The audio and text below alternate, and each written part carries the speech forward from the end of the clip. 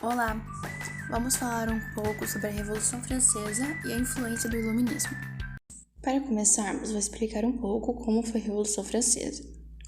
A França estava vivendo no antigo regime, onde o rei tinha o poder sobre tudo, e passando por uma grave crise econômica, pois o clero e a nobreza não pagavam os impostos, só os terceiros estados, e isso não era o suficiente para o estado se manter. Além de que também a França estava em total endividada e a sociedade inteira passando fome. Em 14 de julho de 1789, a Revolução começou a se desenvolver, que ocorreu a queda da Bastilha, que na época era uma prisão e um armazém de pólvoras, e um grande símbolo do absolutismo. Após a população ter tomado a Bastilha, o absolutismo caiu.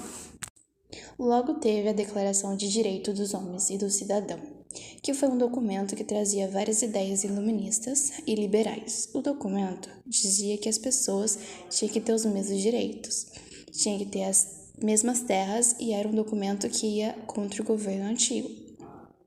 O regime defendia que os poderes da França tinham que ser divididos. Após isso, a França começa a separar o Estado e a Igreja, em 1791.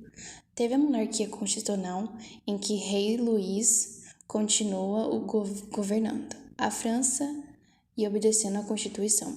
Mas entre 1792 e 1793, acontecem várias coisas que o rei tenta fugir da França. Foi julgado de traição e acabou morto em 1793. Após isso, surgiu a República Girondina e República Jacobina. Agora vamos falar de como o Iluminismo surgiu.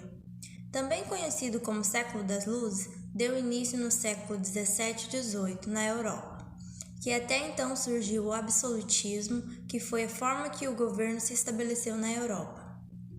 Com todo o poder que se unia ao rei, que vivia em luxos pagos pela classe mais pobre através de impostos, o Iluminismo deu grandes avanços econômicos. A Revolução Industrial, que deu caminhos para a produção e expansão dos mercados e mudanças políticas que acabaram na Revolução Francesa. O Iluminismo foi entendido como ruptura com o passado e o início de uma fase de progresso da humanidade.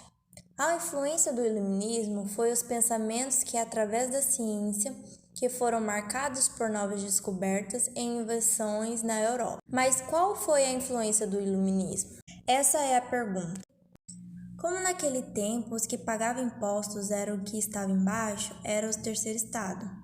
Os filósofos começaram a perceber que eles nunca poderiam subir de classe e ser como o clero ou a igreja, que foi aqui que começou as ideias iluministas.